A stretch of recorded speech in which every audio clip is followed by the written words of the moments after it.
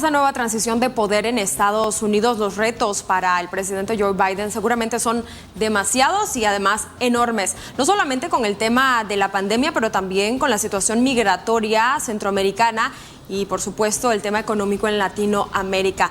¿Quién mejor para hablar sobre el tema de Estados Unidos y el futuro de Latinoamérica con este nuevo cambio que nuestro estimado don Francisco Aguirre Sacasa, ex canciller de la República y también ex embajador de Nicaragua en Washington? Qué placer poder conversar con usted, don Francisco. Un placer estar con vos en este año nuevo también, Elizabeth. Para nosotros es un placer escuchar su opinión. Este tema definitivamente está volcando la mirada de todos los países, no solamente de América Latina, pero también del mundo, hacia Estados Unidos. Don Francisco. Bueno, yo creo que lo que acabamos de ver esta mañana, ¿verdad? Hace unos 20 o 30 minutos cerró prácticamente la toma de posesión.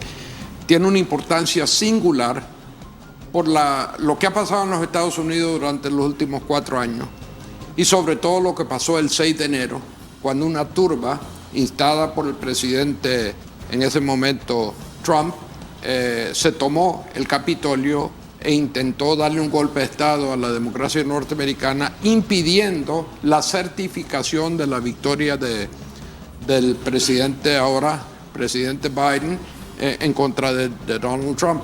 A pesar de que Biden ganó con más de 7 millones de votos y además de eso obtuvo, creo que fueron 306 de los votos electorales, o sea que fue una cosa inaudita. La última vez que la democracia norteamericana o la unidad norteamericana había estado en tanto peligro fue realmente en el año 1861, cuando estalló la Guerra Civil Norteamericana. Entonces lo que vos viste ahora es un gobierno norteamericano con representantes de expresidentes republicanos y demócratas. Ahí estaban todos los expresidentes vivos de los Estados Unidos, con excepción de Trump, que decidió no asistir a la ceremonia, siendo el primer presidente que no asiste a la toma de posesión de su sucesor en más de 150 años. Y el único otro que no pudo estar ahí era el presidente Jimmy Carter, que tiene más de 90 años y que está con una salud muy delicada, pero que llamó al presidente Biden para felicitarlo. Ahí estaba el presidente Bush, ahí estaba el presidente Clinton. Ahí estaba el vicepresidente Pence, por ejemplo, el vicepresidente pues, de Donald Trump. Y estaban todos los líderes demócratas y republicanos, tanto el Senado como la Cámara de Representantes, así como también asistieron a una misa en la mañana en la Catedral de San Mateo, invitados por el presidente Biden, que por cierto es el segundo católico en ocupar la Casa Blanca, ¿verdad?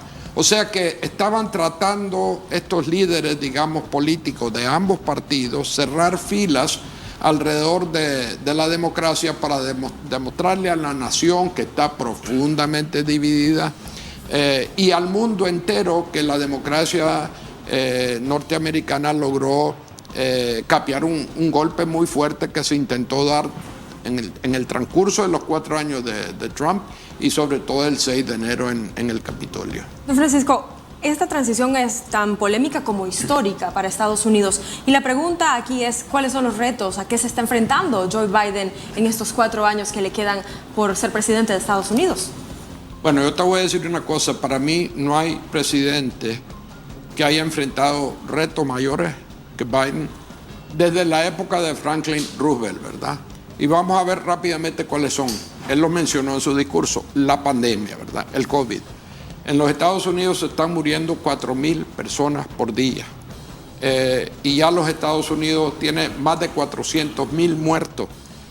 Los Estados Unidos tiene, para poner eso en perspectiva, tal vez el 3 o 4% de la población mundial. Y sin embargo, el 20% de los muertos del COVID alrededor del mundo están en los Estados Unidos. Entonces, obviamente para él lo más importante en el cortísimo plazo, inmediatamente, es controlar la pandemia, ¿verdad? En los Estados Unidos, en donde el presidente Trump hablaba de que había tenido un milagroso desempeño en el tema de las vacunas, solo se han vacunado el 3% de los norteamericanos hasta la fecha. Entonces hay una labor importantísima e inmensa para empezar a vacunar a la gente y para ponerle fin a esa pandemia que, te repito, está matando a más de 4.000 norteamericanos. Pero la pandemia ha creado una crisis socioeconómica muy grande también. El desempleo de los Estados Unidos es muy elevado. El déficit fiscal, para hablar de temas económicos, es el más alto desde la Segunda Guerra Mundial. Y la deuda pública norteamericana, para tratar de inyectarle plata pues a la economía norteamericana, también es la más alta desde la Segunda Guerra Mundial. O sea que tiene un problema serio económico también que tiene que enfrentar. La división que hay en los Estados Unidos es profundísima. Trump logró 74 millones de votos, la vasta mayoría siendo personas blancas, con un grado de formación académica relativamente bajo y muchos de ellos viviendo en zonas rurales. Pero esta gente sigue respaldando a Donald Trump, ¿verdad? Entonces yo creo que lo que va a tratar de hacer y lo que trató de hacer ahora Biden en su discurso es decir que él iba a ser el presidente de todos los norteamericanos, no solo aquellos que votaron por él, sino que de todos los norteamericanos, y dijo que era importantísima que los Estados Unidos cerrase fila alrededor de su democracia y para abordar de esa manera a todos los desafíos que tienen. Hay otros importantísimos. Por ejemplo, el presidente Biden habló de la colocación de los Estados Unidos en el concierto de las naciones. Durante la época del presidente Trump han sido golpeadas las relaciones de los Estados Unidos con sus aliados más cercanos, que son los de la OTAN, por ejemplo. Las relaciones también con otros países que no son miembros de la OTAN, pero que también se han lastimado por la política, digamos, del presidente Trump, como son Corea del Sur, por ejemplo, y el Japón. Pero también hay países, por ejemplo, la única otra superpotencia del mundo, la única otra que tiene pretensiones de ser una superpotencia económica y militar, como es la China, ha estado en una montaña rusa durante los 4 años de Trump, ¿verdad? Entonces, ese es otro tema de agenda muy importante para Biden. Y en el cortísimo plazo, tiene que ver cómo el Senado confirma a los ministros que él ha nombrado hasta la fecha, pero todos tienen que pasar por el proceso de confirmación por parte del Senado, ¿verdad? Allí ayuda mucho el hecho de que Biden se ha dedicado prácticamente desde los 35 años de edad hasta el presente a la cosa pública. Ha sido senador por muchísimos años, fue vicepresidente por 8 años. Durante el tiempo que él estuvo en el Senado manejaba siempre relaciones muy cordiales, no solo con los demócratas de su partido, sino que con los republicanos, ¿verdad? Incluyendo con el actual jefe de la bancada republicana en el Senado, que hasta hace unos días, o hasta hoy, era el líder mayoritario del Senado, porque ahora los demócratas en estas últimas elecciones no solo ganaron la Casa Blanca y mantuvieron su control sobre la Cámara de Representantes, sino que también llegaron a controlar al Senado. Fue un triple play político y Biden tiene la oportunidad realmente de regresar a los Estados Unidos un poco a la normalidad, ¿verdad? Porque estos últimos 4 años han sido muy difíciles para el pueblo norteamericano y para la República, que tiene ya más de casi 250 años de existir. Usted ha mencionado puntos importantísimos, no solamente el tema de la polarización que hay que resolver dentro de Estados Unidos, pero también el problema o los conflictos externos que tiene el gobierno norteamericano con diferentes países. Y ahí entramos en el aspecto de Latinoamérica. ¿Qué tan sensible está Latinoamérica respecto a este cambio de gobierno en Estados Unidos o cómo nos deja eso? Bueno, quiero ser bien franco con vos y con los televidentes de Voz TV. Latinoamérica, en las prioridades de los Estados Unidos y de este presidente en particular, no es entre las más altas. Tenemos que ser bien francos. Hay otros problemas. Por ejemplo, él mencionó la desigualdad de ingresos en los Estados Unidos. Esa creció enormemente en los 4 años de Trump también. Hablamos de la OTAN, hablamos de la China, de otros países, del Medio Oriente, Irán. Todos esos problemas son candentes pues, para los norteamericanos. Latinoamérica tiene, sin embargo, una importancia para ello, y es que tenemos somos vecinos norteamericanos, tenemos una frontera en común con ellos, como es la mexicana. Obviamente para el presidente Biden hay un problema importante que tiene que ver con Cuba. Allí yo creo que lo que va a hacer él es tratar de volver a la situación que existió con Obama, en donde hubo una suerte de apertura del gobierno norteamericano para con el gobierno de Cuba, ¿verdad? No sé si el gobierno cubano va a querer eso, pero por lo menos yo creo que Biden, que ha viajado más de una docena de veces a Latinoamérica en diferentes encarnaciones, ya sea como vicepresidente o como senador, va a buscar otra vez ese acercamiento con Cuba. Obviamente relaciones con México, que es un país colindante con ellos, es muy importante, socioeconómico, muy importante. Hay países latinoamericanos que por su tamaño, como Brasil, también son importantes. El caso de Venezuela es un caso que es importante. Acordate que en la época de Trump se hablaba de algo que se llamaba la troika de la tiranía, en donde estaba Venezuela, Cuba y Nicaragua, ¿verdad? Yo creo que lo que va a pasar acá es que Biden va a tener que enfocar el tema de Latinoamérica, porque en abril de este año va a haber una cumbre de las Américas, que es un evento que se da cada 3 años. Y este año, por primera vez desde la primera cumbre de las Américas, que es un legado de Bill Clinton, por cierto, va a ser el anfitrión los Estados Unidos. Y esa cumbre se va a llevar a cabo teóricamente en el sur de la Florida, creo que es en Palm Beach. Pero con el COVID como está, no me extrañaría, pues, Elizabeth, que eso fuera virtual y no en persona. Sin embargo, en principio los Estados Unidos van a ser obligados por este mecanismo a enfrentar las realidades latinoamericanas, a ver cuáles son las políticas que ellos tienen, que heredan pues de Trump y de gobiernos anteriores, como es la preocupación por el bienestar económico ciudadano, porque le tienen miedo, no les interesa que sigan llegando oleadas, caravanas, sobre todo en los 3 países del norte de Centroamérica, el famoso triángulo del norte. Por cierto, vimos una masiva de más de 7,000 personas de Honduras. Que salieron de Honduras y que están queriendo llegar ahorita a la frontera norteamericana, pues tienen que atravesar Guatemala y México, ¿verdad? O sea que es un tema que va a ser muy importante para ellos en el futuro.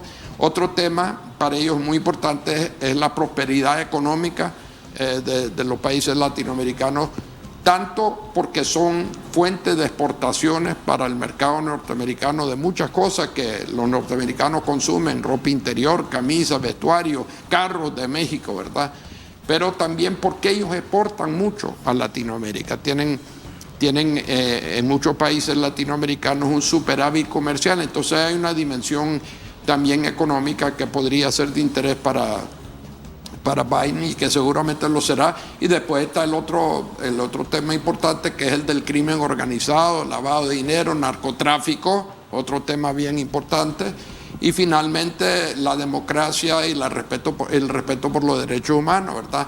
Entonces hay una agenda repleta que van a tener ellos para Latinoamérica, pero no debemos de creer nosotros que somos el ombligo de la política extranjera norteamericana. Hay otros temas que son más importantes.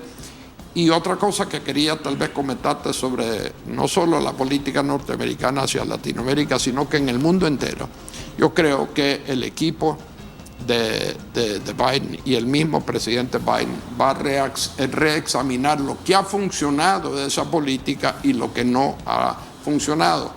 Temas, por ejemplo, como las sanciones, que las usó muchísimo el presidente Trump a través en muchos casos de decretos presidenciales, ¿verdad?, que tienen una vida limitada y que a lo mejor no han surtido el impacto que hubieran creído en el Departamento de Estado, en la Casa Blanca.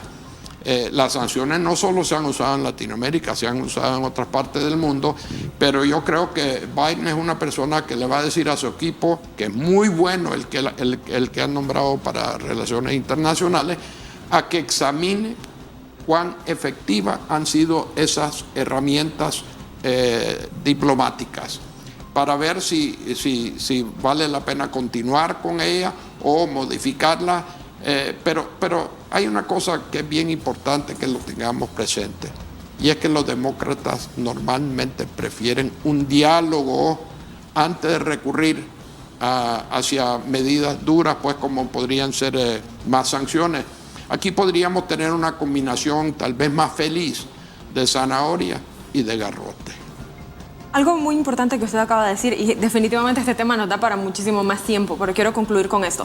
¿Qué determinaría para el gobierno de Estados Unidos la efectividad de las sanciones que ha aplicado o que aplicó el gobierno del presidente Trump en su momento a países de Latinoamérica, como es el caso de Venezuela, por ejemplo, que recientemente salió de comicios electorales, Nicaragua, que vendrá a elecciones, y Cuba? Bueno, en el caso de Venezuela, que es el más notorio en los Estados Unidos, fue incluso un tema de campaña, pues allá. La verdad es que se le aplicaron muchas sanciones al gobierno de Maduro, y Trump se montó en un avión, como vos dijiste, se fue a la Florida esta mañana, y Maduro queda en Caracas, ¿verdad? Todavía está allí. Hubo una escandalosa farsa de intervención militar por parte de algunos mercenarios que de alguna manera u otra estaban vinculados a la causa de la democracia venezolana. Pero ahora lo que vemos es una oposición venezolana que está dividida, críticas hacia Guaidó, y Maduro tranquilo allí. Bueno, el pueblo de Venezuela no está tranquilo, hay más de 5 millones de venezolanos que han abandonado el país, que antes era el más rico de Latinoamérica, ¿verdad?, por la represión política y por la situación económica. Pero Maduro está allí todavía, y todas las medidas del presidente Trump para sacarlo a él no funcionaron, ¿verdad? Lo mismo se podría decir pues de otros países. Cayó el gobierno de Evo Morales en Bolivia, pero ahora de vuelta hay un gobierno, llamémoslo así, de izquierda en Bolivia, pero esta vez democráticamente electo. Siempre y cuando haya una elección democrática como la boliviana, yo no creo que Biden vaya a tener ningún problema pues con Bolivia. Si en el Ecuador gana un izquierdista en una elección libre, a Biden tampoco le va a importar. Lo que ellos sí quieren es respeto a los derechos humanos y respeto a las votaciones, y que estas tienen que ser libres y transparentes y observadas. Muchísimas gracias, don Francisco. Estaremos pendientes de seguir conversando con usted. Muchas gracias a ti, Elizabeth. De esta manera